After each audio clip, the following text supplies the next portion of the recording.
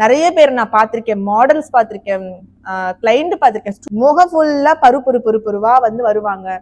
கேட்டாச்சுன்னா வந்துட்டு இந்த மாதிரி தான் மேம் ரிமூவ் பண்ணாங்க, மேக்கப் போட்டு அடுத்த நாள் பார்த்தா புரியா வந்துடுச்சு அப்படின்னு சொல்லிட்டு. இது மட்டும் இல்லாம ஃபேஷியல் ஹேர் ரிமூவ் பண்ணி வெட்டிடுவாங்கடா. அது கூட எப்படி எந்த மைண்டோட போடுறாங்கன்னு தெரியல. நான் ஒரு ஸ்கின் ட்ரெயினர் ஆனதுனால எனக்கு இவ்வளவு கோவம் வருதான்னு எனக்கு தெரியல. நான் ஸ்கின்னை ரொம்ப வந்துட்டு பாத்துக்கணும் அப்படின்னு நினைப்பேன். ஏன்னா நான் வந்து காஸ்மெட்டாலஜி ஃபீல்ட்லயே இருக்கிறதுனால ஸ்கின் வந்து கட் ஆயிட்டு இருக்கும். அந்த இடத்துல வெட்டி இருப்பாங்க, அது கூட மறைச்சு மேக்கப் போட்டுருவாங்க.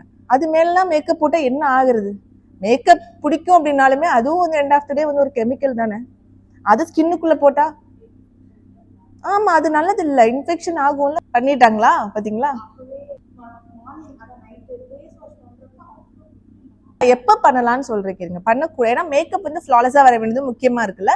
நீங்க வந்துட்டு ஒரு 6 hours முன்னாடி அந்த மாதிரி நீங்க பண்ணிக்கலாம். இமீடியட்டா தான் பண்ணக்கூடாது. நான் என்னோட கிளைண்ட் கிட்ட எல்லாம் அப்படிதான் சொல்லுவேன். நீங்க வந்துட்டு ஒரு 6 மணி நேரத்துக்கு முன்னாடி பண்ணிடுங்க அப்படின்னு சொல்லுவேன்.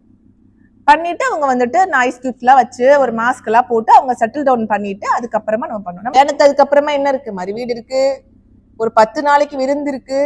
அந்த அன்னைக்கெல்லாம் பிம்பிள்ஸோட போனா நல்லா இருக்குமா? ஸோ அதையும் மைண்ட்ல வச்சுக்கிட்டு நம்ம வந்து ஒர்க் பண்றது தான் நல்லது.